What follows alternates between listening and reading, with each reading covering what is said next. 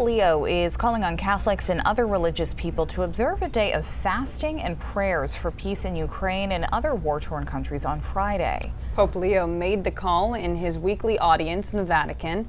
The newly elected Pope's first call was with the foreign leader was back in May was to Ukrainian President Volodymyr Zelensky, who the Pope also met in person last month. Meanwhile, NATO defense chiefs are meeting virtually today to strategize about security guarantees for Ukraine, while Russia shows no signs of giving up the war. NBC's Danielle Hamajan reports from London. Well, Russian airstrikes continued overnight, killing at least 3 people, injuring dozens more, including children, and this across many regions in Ukraine.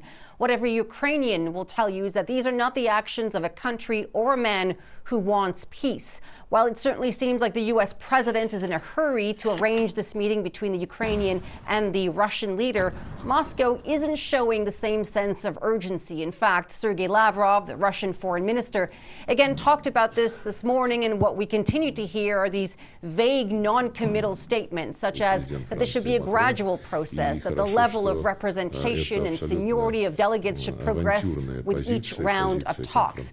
Some will, of course, read this as Moscow playing for time because the Russians feel they have the advantage on the ground, on the battlefield.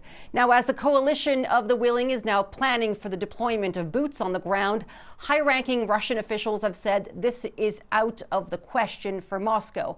Lavrov also saying today discussing security issues without the participation of Russia is a road to nowhere. Danielle Hamamjian, NBC News, London.